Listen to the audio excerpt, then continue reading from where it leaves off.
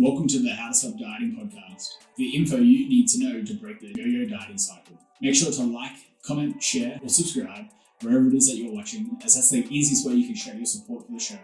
I'll be leaving any of the links of any of the topics that I took down below, any of the studies that I mentioned. Alright, let's get into today's episode.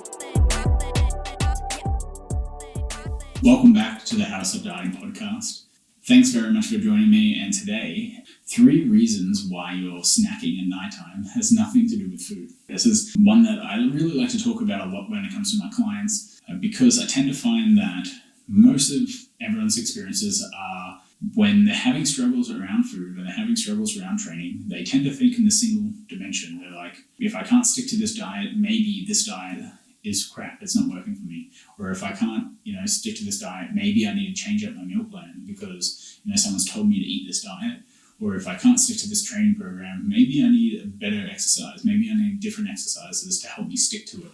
Really, we're kind of missing the forest for the trees there. If we can't stick to something around eating, if we can't stick to something around training, it actually has nothing to do with eating or training.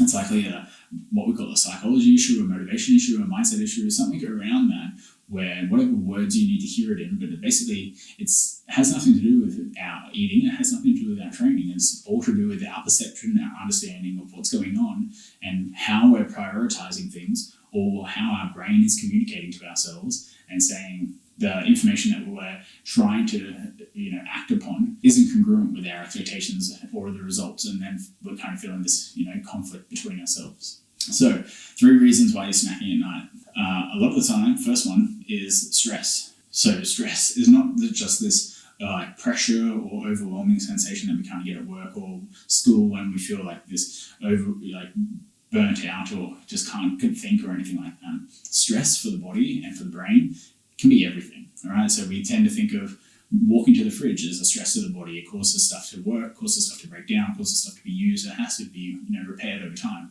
The body wants to sit still or lie still in this what we call homeostasis. It would like to keep itself very controlled and nice and balanced.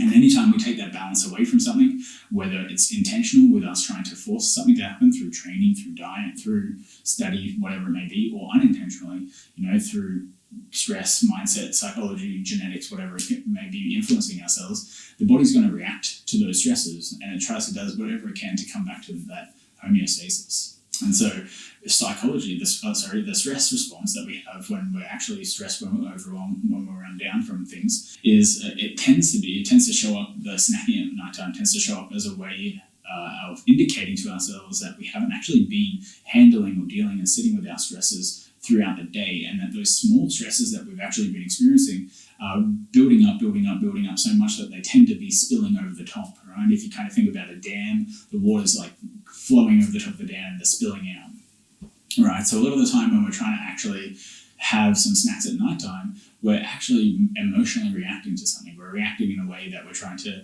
distract ourselves from that, or we're trying to take away from the sensation of whatever we're experiencing. And so our brain tends to go towards this place of find some ways to give me some dopamine. And generally dopamine comes from sex, drugs, gambling, smoking, alcohol tends to be the big ones, right? So, but if we can't do all of those, and food tends to be the only one that we can have a reward with, or we have a link to, then that's where our brain tends to send the cravings and the urges to, right? Also, we've trained ourselves to do this over and over from Western culture. We've had these marketing messages around, if you're overwhelmed, have some chocolate to unwind, or we have all these marketing messages of having a Gatorade drink to recover yourself from training, or having Nutri-Grain to prepare yourself for a marathon or something like that. All these marketing messages from food companies tend to try and influence us towards eating for a particular response on things. So when we feel stuff, we're like, oh, it should be normal for me to go eat this right now. And so snacking at night time, number 1, is because of stresses that have been building up. So you want to learn to deal with these stresses, handle these stresses, and not trying to offset them. Number 2, if it's not a stress response, is through your sleep. So when our sleep gets interrupted, we tend to find that the next day, the subsequent days from that, we have higher hunger scores when people are seeking out foods. And so what does that tell us? It tells us maybe that our sleep from the onset all the way through to waking isn't as high quality as we'd like to. Maybe we're not getting enough hours. Maybe we're not getting enough of the sleep cycles. maybe we're not, setting ourselves up from the morning all the way through the nighttime to get the best optimized circadian rhythm. That is the second reason for why your potential nighttime eating, your snacking at nighttime, happens. That's not to do with food.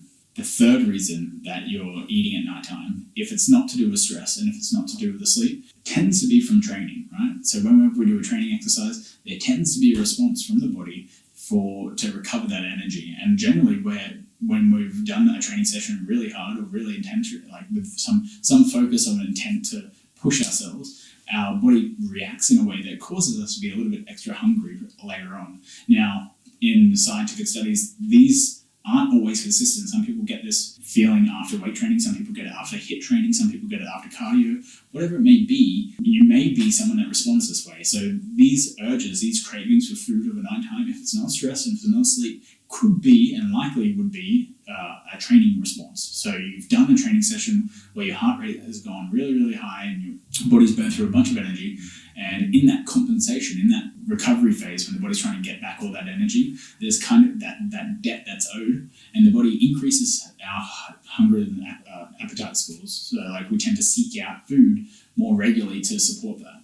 Now, some of these foods could be seeking out protein, and some of these foods could be seeking out snacks and carbohydrate-based goodies or even fatty goodies and hyperpalatable foods. It tends to be more influenced by stress if we're seeking out foods that aren't just any food, right? So a kind of physical hunger is a sensation of eating any food and being satisfied from any food. Whereas if we were craving particular foods, it tends to be more of a psychological craving, and we're seeking something in terms of stress. So we could have that training response and then still have a stress response about it and be a little bit uncomfortable with it and psychologically prime ourselves to want and crave something, sugary or fatty or whatever it may be, hyperpalatable for us to overeat on. And so we can have, all three of these working in tandem as well. Or maybe it's just, one at a time working. But those would be the three reasons why, when it had nothing to do with food per se, but how our body's responding to stress, sleep, or training when it comes to why we're snacking over nighttime.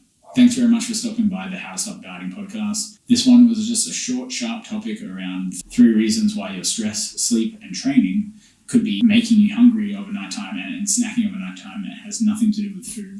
Stay tuned for the next episode. Please feel free to like, share, and comment about anything that you want to know a little bit more of, or anything that really rang true for you. And let me know if you took away anything in particular from this podcast.